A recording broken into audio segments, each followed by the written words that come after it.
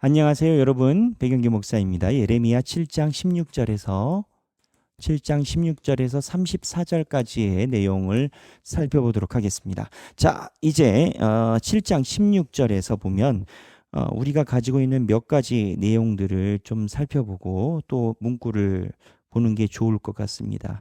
7장 16절에 보면 16절에서부터 보면 핵심은 뭐냐면 하나님께서 너희들의 가증한 제사 예배를 하나도 안 받겠다라는 겁니다. 그래서 그 표현이 어디 나오냐면 21절에 19절에 먼저 가증한 제사에 대한 인용구가 19절에 여호와의 말씀이니라 그들이 나를 경노케 함이냐 자기 얼굴에 부끄러움을 자취함이 아니냐. 하나님께서 말하는 것을 치도기도 안 들을. 그러니까는 자취한다라는 게 이게 숙박 자취 그런 뜻이 아니고 우리는 한국말 번역이 될 때 어렵게 됐는데 자취 스스로 취한다. 그래서 죄악을 스스로 불러들인다라는 거예요. 스스로 취한다라는 거예요. 그래서 이스라엘 백성들이 아무리 얘기를 해도 하나님의 부끄러움을 스스로 취하고 그래서 하나님께서 택하신 방법이 21절에 보면 만군의 여호와 이스라엘의 하나님께서 이와 같이 말씀하시되 너희 희생 제물과 번제물의 고기를 아울러 먹으라라고 얘기를 해요. 이게 무슨 뜻이냐면 희생 제물은요. 레위기 7장 15절에 의하면 희생 제물은 하나님께 제사를 드리고 나서 남은 거를 같이 나눠 먹을 수가 있습니다. 제사 레위기 저희가 때가 되면 레위기를 할 건데 레위기의 제사가 여러 가지가 있어요. 그 제사별로 하나님께서 말씀하신 처리 규정이 달라요. 제사가 예전에 이제 예배잖아요. 지금은 우리가 예배 드릴 때 동식물을 죽이고 이런 것이 없어요. 이제 조금 우리가 잘 알고 있지만 한 번 더 얘기를 하자면 제가 과거에 교육할 때 몇 번 얘기를 했었지만 원래 이제 하나님께서 우리에게 허락하신 제사는 어떤 거냐면 하나님께서 거하시는 성전과 하나님의 임재는 인간이 감당할 수가 없어요. 하나님이 너무나 성스러우시기 때문에 하나님 가까이 인간이 죄를 짓는 상태에서 가까이 가면 인간이 죽어. 하나님이 성스러우시니까. 근데 하나님이 인간을 너무 사랑하셔요. 그래서 인간을 가까이 하기 위해서 하나님이 인간을 만나는 그 순간을 예배, 제사로 정하셨어요. 그러니까 예배 제사 때 하나님이 사랑하는 인간을 만나주시고 우리도 하나님을 만나는 그 순간의 현상인 건 거예요.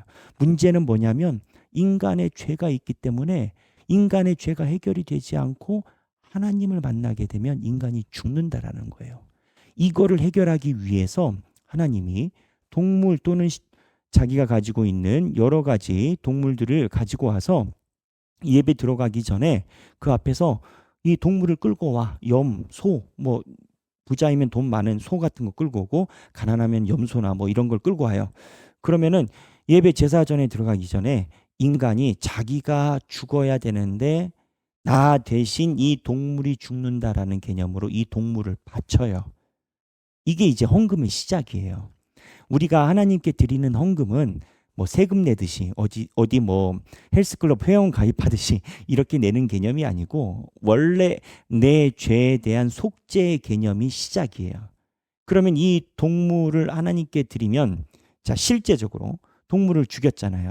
그러면 내가 죽는 게 아니라 내가 죽어야 되는데 동물이 대신 죽는 거예요. 이게 헌금인 거예요. 봉헌의 시작인 건 거예요. 그럼 이제 동물을 죽였잖아요. 그럼 죽이면 어떻게 해? 그러면 이제 하나님의 번제단 위에 올린단 말이에요. 그러면 불을 사르잖아요.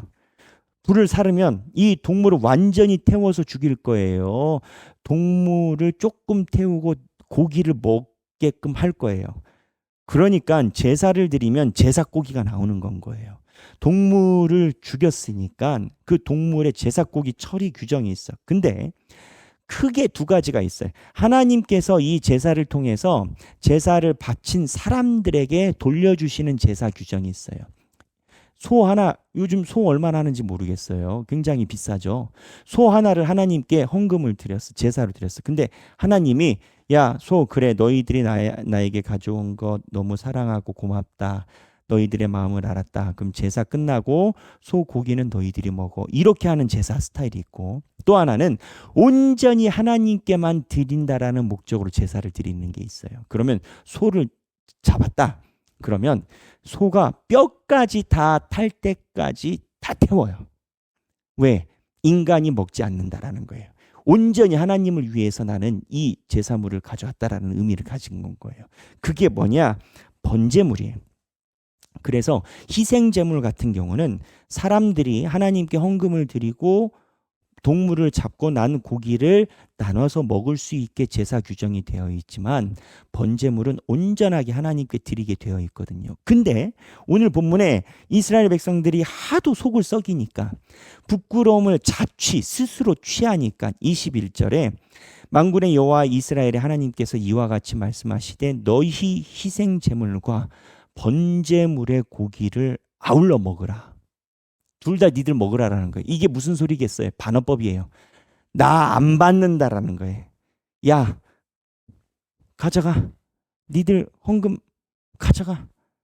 야, 내가 그게 없어서 너희들 보고 이거 가져오라고 했을 것 같아? 너희들이 마음으로 나를 섬겨야지. 너희들이 삶 중에서 내가 주인임을 인정하고 살아가야지. 그런 것에 대한 인정도 없이 이렇게 뭐 주일날 와가지고 적선하듯이 가지고 가져가 이런 느낌인 건 거예요, 하나님이 지금. 근데 이런 느낌에서 우리가 여러 가지 생각할 거리가 있어요. 첫째, 우리는 그만큼 제사를 드리나? 여러분, 착각하지 말아야 될 게 있습니다. 지금 이스라엘 백성들은요, 기본적인 건 이미 다 하고 있어요. 11조 또는 월삭, 상번제 등등 하나님께 드려야 되는 예배를 다 드리고 있고 봉헌도 다 하고 있어요. 어쩌면 현대 교인들과 비교하지 못할 만큼 신앙의 형태는 완벽하게 갖고 있는 겁니다. 그러니까 우리가 이스라엘 백성들이 혼나는 걸 보면서 왜 이렇게 신앙생활 할까라고 생각할 수가 있겠지만 보는 견지에 따라서는 우리보다는 나은 신앙생활을 가진 사람들이라는 거예요. 생각을 한번 해볼 필요가 있어요. 제사를 다 드리고, 두 번째는 하나님께서 이런 제사를 드렸음에도 불구하고 제사를 안 받는 이유가 뭐냐? 삶에서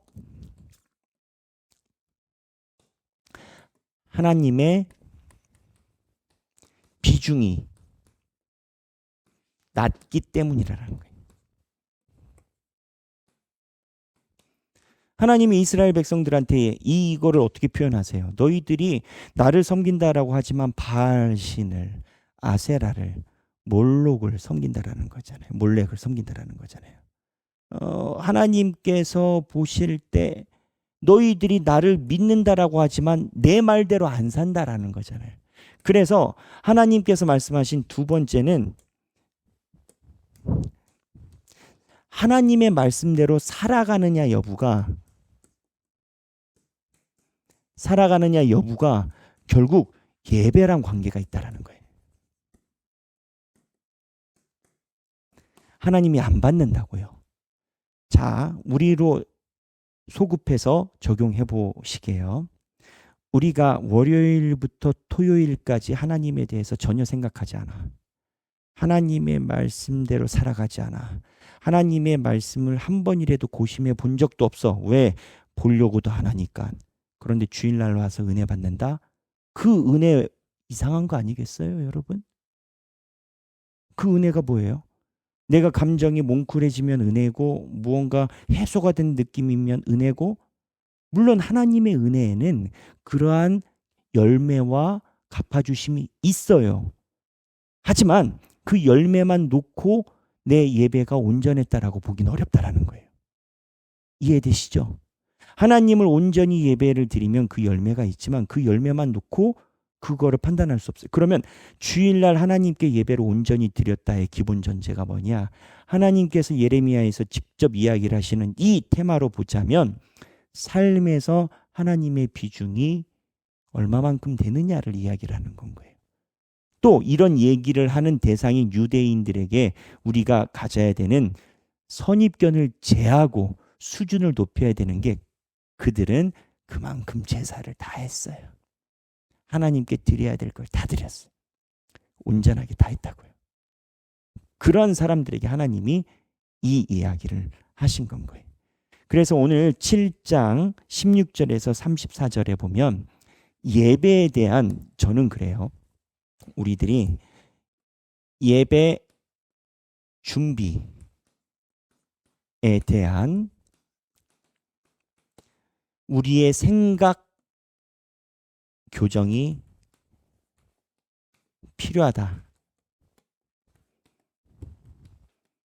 이렇게 저는 정리할 수 있을 것 같아요. 여러분, 월요일부터 토요일까지 하나님의 말씀에 대해서 살아가고 기도와, 지금 여러분들입니다. 지금처럼 여러분들처럼 하나님의 말씀 훈련에서 살아간 사람은 주일 예배를 기다리게 돼요.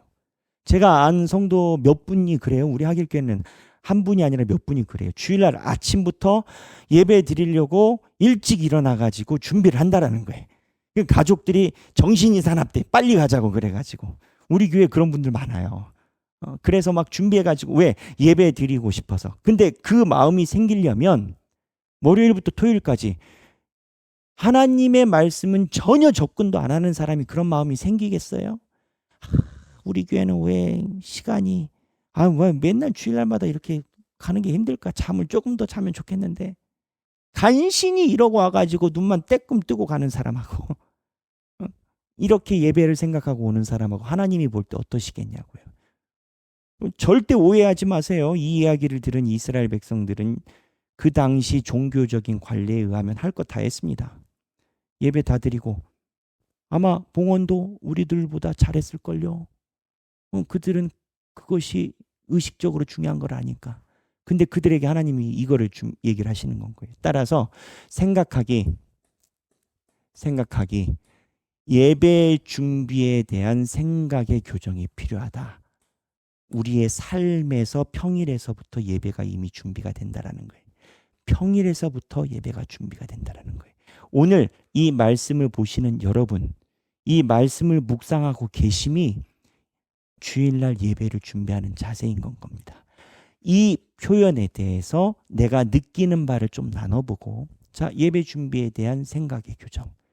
내 평일날의 예배를 위해서 쌓아가는 나의 영성생활에 대한 내 개인의 느낌이 있으시면 나눠보시고, 그리고 내가 앞으로 이러한 견지에서 신앙생활을 이렇게 준비해야 되겠다라는 자기만의 다짐도 나눠보시는 시간이 되면 좋겠습니다. 오늘 7장 16절에서 34절입니다. 이게 조금씩 힘들지만 많이 왔습니다. 모두 힘내시고 행복한 성경 읽기 되시길 바랍니다. 감사합니다.